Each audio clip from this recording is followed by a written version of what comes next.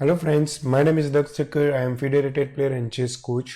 आज मैं लेके आया हूँ आपके लिए एक इंटरेस्टिंग गेम। अगर आप अपनी लाइफ में E4 E5 खेलते हो तो आपको ये गेम ज़रूर देखनी चाहिए।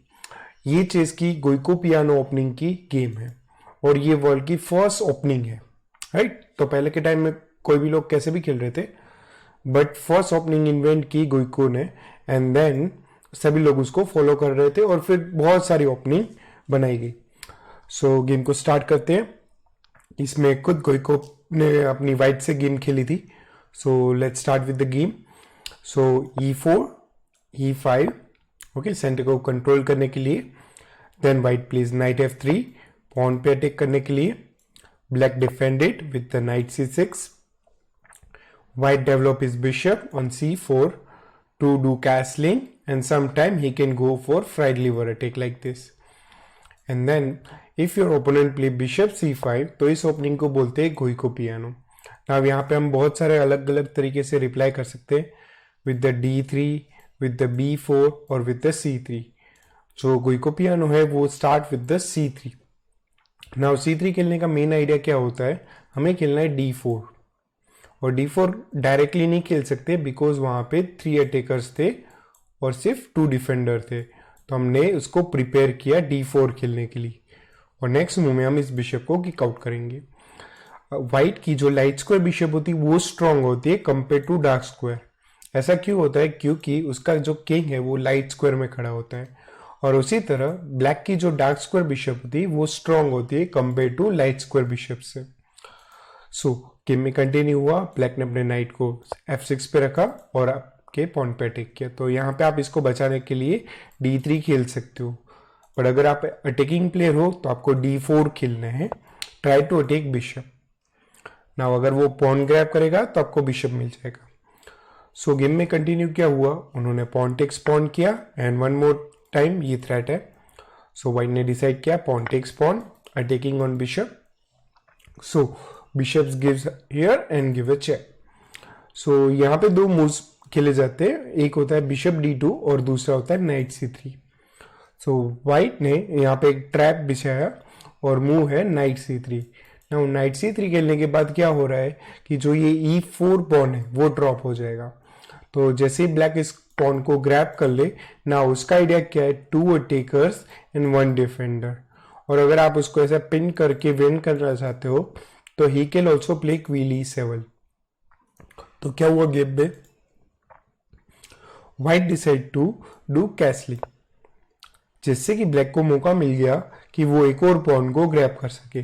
तो ब्लैक ने डिसाइड किया knight takes knight, white decide take with the pawn and now black decide take with the bishop. और यहाँ पे क्या मर रहा है, रुक मर रहा है। तो जनरली हम क्या करते हैं रुक को बचाने के लिए, रुक B1, बट यहाँ पे एक शॉकिंग मूव खेला गया। आप वीडियो को पॉज कर सकते हो और फाइंड कर सकते हो व्हाइट ने ऐसा कौन सा मूव खेला कि जिसके बाद व्हाइट की गेम को एडवांटेज मिल रहा है। ओके, आई होप आपने ये मूव ढूंढ लिया होगा और मूव है क्वीन टू B3।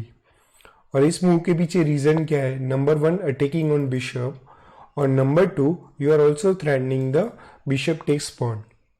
सो यहाँ पे ब्लैक ने कंटिन्यू किया बिशप टेक्स रुक, तो यहाँ पे रुक मर गया व्हाइट का, but the white is also attacking the king.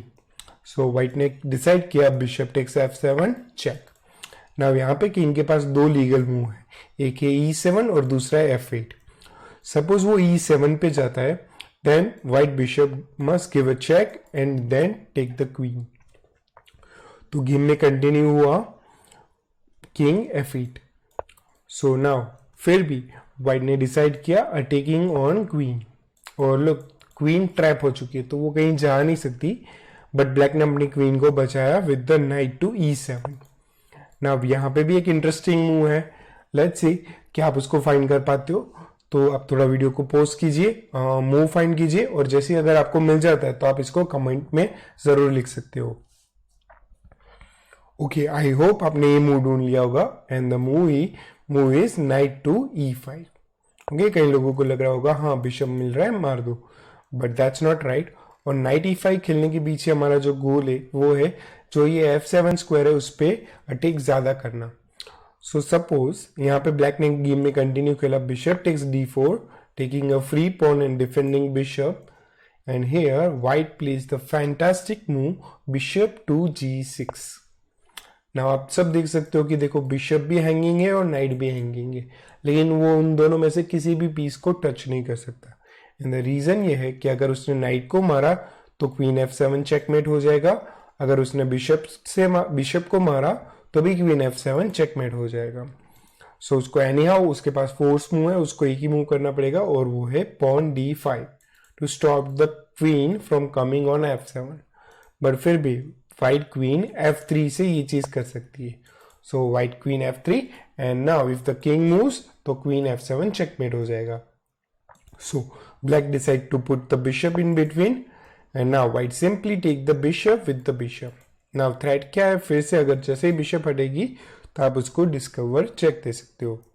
So black decide to take a knight and now white moves his bishop on e6 this time, और थ्रेट क्या है queen f7 checkmate, right. So king अगर हटेगा तो checkmate हो जाएगा। So black decide bishop f6, white simply take the bishop, and when the pawn takes bishop then white just take the pawn, king has to compulsory go to e8 and then you can find the meeting one and that is queen to f7 और ये game checkmate हो जाएगा।